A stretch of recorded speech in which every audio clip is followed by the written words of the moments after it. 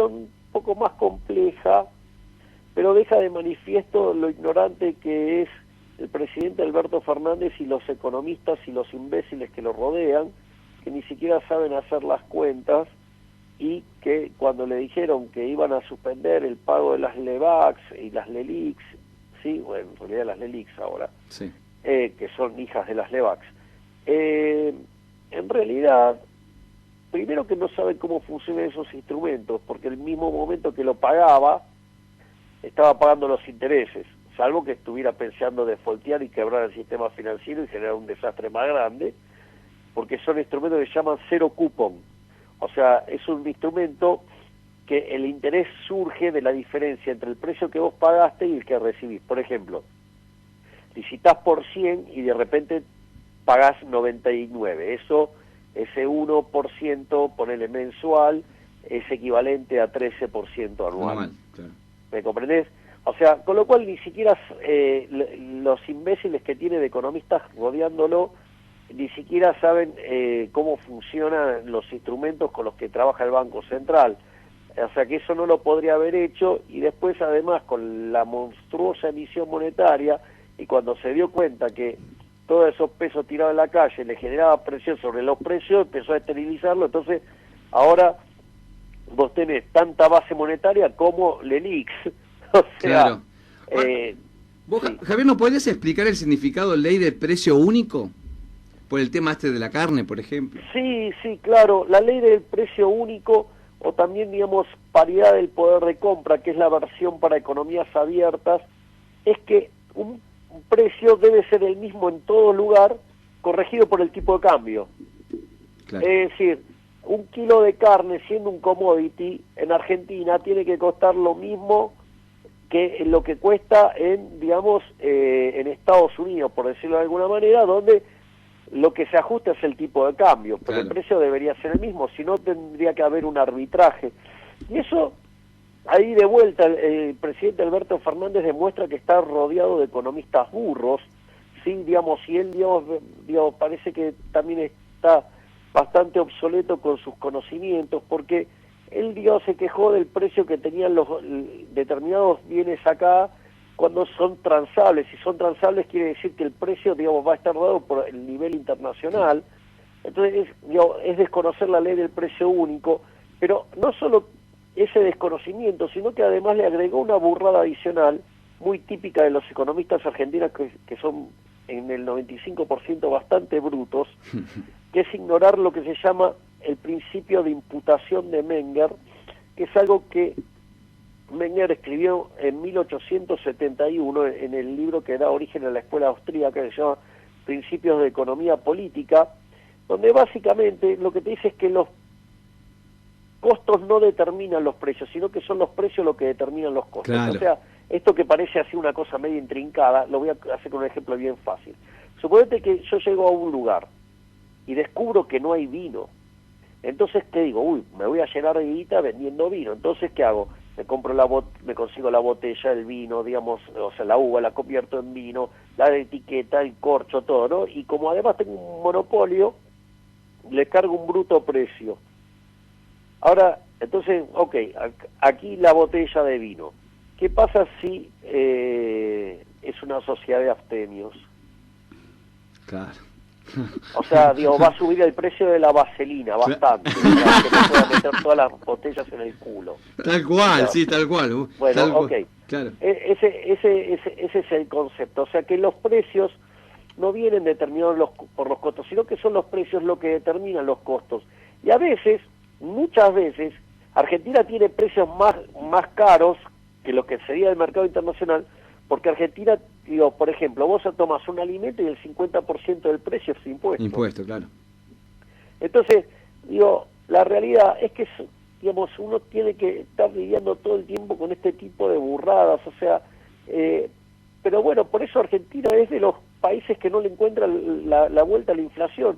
Argentina, desde que Argentina antes de tener Banco Central, la inflación promedio era del 0,9% anual. Cuando se creó el Banco Central Mixto entre 1935 y 1945, porque después se analizó, sí, la inflación saltó al 6%. Y entre 1946 y 1991, porque después vino la convertibilidad, la inflación promedio fue del 225%. Y si después toma, o sea, y durante la convertibilidad fue 9%, pero concentrada en el primer año, porque recordemos que veníamos de dos hiperinflaciones. Sí. O sea, primero la de Alfonsín con 5.000%, con el fracasado hiperinflacionario de Chacomús, y después lo que fue la hiper de Menem en el 90. Y ahí tuvimos cinco crisis internacionales también. Bueno, digo, durante ese periodo, digo, Argentina tuvo una serie de shocks negativos muy fuertes, y a pesar de eso logró resistir. Por eso fue el mejor programa económico de toda la historia argentina. Y por eso cuando vos mirás el índice de presión macroeconómica, y eso está en un trabajo de Gerardo de la Paulera, Bossoli e Irigoyen, ¿sí?, que hace el ranking de toda la historia, el primer gobierno de Menem es el mejor gobierno de la historia argentina. Y el segundo está tercero en el mismo ranking. Y después hacen un ranking, lo redefinen para ver si podían penalizarlo por el tema de las privatizaciones y todas esas cosas, y el primer gobierno sigue siendo el mejor de la historia y el segundo cae al sexto lugar. O sea, y después salimos de la convertibilidad y los primeros 4 años del kirchnerismo la inflación promedio fue 10, en los segundos 20, después 30, después vino el inútil de Macri con 43. Claro, es un desastre. Y bueno, nada, o sea, es decir, estas situaciones... y después también tengamos en cuenta que la inflación de este año, pongamos, no sé, 35% para redondearla, ¿no? O sea, el gobierno dice, bajamos la inflación, emitimos un montón y bajamos la inflación. Pero si continuamos con la emisión, ¿cómo la bajamos, Javier? Bueno, exacto, ese es el problema. O sea, vos no tenés inflación primero por el apretón monetario que pegó Sanleris en la última parte del año pasado, que básicamente, digamos, se tragó la inflación como consecuencia de la caída de la demanda de dinero. No solo eso, a ver, el problema del mundo este año no fue la inflación, fue la deflación, ¿sí? Ponele Hong Kong, un sistema que tiene, un país que tiene caja de conversión, tuvo deflación del 3%. En otros países del mundo donde pueden emitir, emitieron a mansalva para justamente evitar la deflación. Pero no solo eso, que vos tengas de repente poner el 3% de inflación en un mes, ¿sí?, con 70% del índice frisado, ya sea porque están en cuarentenado o porque vos tenés, por ejemplo, precios pisados, regulados, todas esas cosas. Bueno, entonces quiere decir que la inflación verdadera es del 10% mensual, anualizada te da 200. Argentina tiene un escándalo inflacionario. Hay rubros que en el año crecieron, hoy vienen creciendo entre el 60 y el 150%, o sea, esto no va a terminar bien. O sea, encima M1 en términos de PBI debería ser 4% y es 13%. ¿Entendés? Y eso en la historia argentina siempre se resolvió. La caída del stock de dinero en términos de PBI cayó siempre por una suba furiosa de precios. O sea, entonces, tenés el potencial de duplicar la cantidad de dinero sin hacer déficit fiscal ni nada. Además, con el déficit fiscal que vas a hacer, vas a duplicar la cantidad de dinero. Además, o sea, se te pueden duplicar o triplicar los precios. Bueno, cuando te quieres dar cuenta, digamos, en la primera de cambio, más bien hay un ruido político, acá tenés un desastre. Ahora, Javier, esto que está pasando, los economistas que están trabajando en estos temas, ¿están haciendo esto por inoperancia o lo están haciendo porque en realidad hay un plan y es lo que se busca hacer con la Argentina? ¿Vos decís de los que están en el gobierno? Sí. Y son una mezcla de brutos y que le cae simpático la agenda del Foro de San Pablo. Claro. O sea, Hayek tenía una frase que era brillante. Si los socialistas hubieran de economía, no serían socialistas. Ahora, Javier, Alberto Fernández, ¿es un tirano? Sí, definitivamente. O sea, gobierna como un tirano. Se la pasa gobernando a puro decreto. Y además, muchas de las cosas que hizo constituyen delitos de lesa humanidad. Por ejemplo, el modelo de cuarentena cavernícola impulsado, que implicó una supresión sistemática de los derechos de propiedad y que, acorde a lo que es el Estatuto de Roma de 1998, artículo 7, inciso K, constituye un delito de lesa humanidad porque deja a las personas, ¿sí?, sin poder disponer de su propiedad y obviamente no pueden generar ingresos, y a consecuencia de ello o perdés la libertad y te volvés un esclavo, lo cual es un delito de lesa humanidad, claro, o alternativamente te morís de hambre, o sea, con lo cual es un asesinato indirecto. De hecho este es un gobierno genocida, es un gobierno asesino, porque si hubiéramos hecho lo que hizo el promedio del mundo por COVID, el año pasado deberían haber muerto 10.000 personas, murieron más de 40.000. O sea, con lo cual la negligencia de este gobierno mató verdaderamente 30.000 personas. Claro. Este gobierno que vive hablando de los 30.000 desaparecidos que nunca pudieron probar. Ahí lo tienen, ahora lo pueden probar. Claro, no lo pueden probar, Claro. Porque la Secretaría de Derechos Humanos dice que son 7.400. Sí, 8.000 ¿sí? como mucho, sí. Ok, ¿me entendés? O sea, y eso ocurrió en 7 años de dictadura. Claro, Pero este gobierno mató 30.000 en un año. claro. O sea, puesto en la dinámica de la dictadura, este gobierno tiene el potencial de matar más de 200.000 personas. Pero Alberto cuida la vida, dice, y estamos en una Sí, administración de por científicos. Por eso, es una locura. Ahora, ¿qué te parece este decreto justamente que, digamos, a partir de que, digamos, los cierres de restaurantes y de bares, para que la gente no se pueda juntar? Y la gente se va a juntar igual en las casas, se va, digamos, a las pymes. Otra imbecilidad, que acaso el virus no, digamos, o sea, no corre antes de ese horario. Es una imbecilidad. O sea, ¿pero qué querés si tienes cerca imbéciles como, no sé, Leandro Santoro? Por favor, claro. Y No, ahora... Bueno, pero ese imbécil es el, digamos, el imbécil ese, por ejemplo, va a los medios y pide por la censura de mi persona.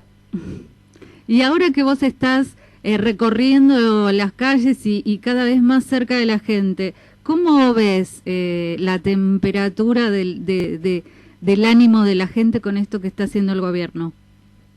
No solo, ojo, no es solo con el gobierno, también se dieron cuenta que la oposición es una falsa oposición. Claro. Sí, también. Digo, convengamos que la reta se la pasó todo el tiempo al lado de Alberto Fernández hasta que las encuestas empezaron a dar otra cosa. O sea que es un gusano asqueroso también, ¿no? Claro. O sea, es el mismo tipo de sorete. ¿Y la O gente sea, va a seguir aguantando como aguantó hasta ahora todo el año? Bueno, acá es muy interesante. Nosotros interactuamos mucho con la gente. O sea, nosotros hemos estado haciendo muchas caminatas por barrios y después dábamos unas charlas en las plazas, y no sé si han visto los videos, pero con concurrencias que obviamente a los políticos de mierda argentinos los ponen súper nerviosos porque no pueden creer la convocatoria que tenemos. Y cada vez más, ¿no? Claro, sin recursos. O sea, nosotros convocamos con posteos de Twitter, posteos de Instagram, de Facebook, o sea, parece una cargada. Y lo que se convoca. Es más, digamos, para que aquellos que quieran verlo pueden entrar en mi Instagram, hay fotos, hay videos de las convocatorias. Y lo que, digamos, yo les voy a hacer literal. O sea, la gente pide literalmente, pero así, háganlos mierda. Claro. Ujú. Es que la gente está cansada, está harta. Es decir, el odio que hay hacia los políticos profesionales es visceral. O sea, y estos tipos, como viven en una nube de pedos, Claro. no se dan cuenta, pero el odio de la gente hacia los políticos es feroz. Y hay algunas encuestas, el gobierno obviamente y la oposición, que son cómplices, callan, que ya están mostrando que el sentimiento antipolítica en Argentina está en el 70%, o sea, estamos en una situación preanárquica. Claro. Entonces, si estas basuras no empiezan a entender que los que tienen que perder son ellos, porque son los que están ganando ilegítimamente, porque ellos son los chorros, Tal cual.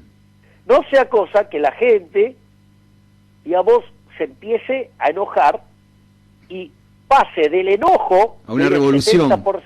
Claro. Claro. Entonces, yo, digamos, lo que le pediría es que bajen un cambio, dejen de robar. Y que muestren un gesto de empatía, ¿no?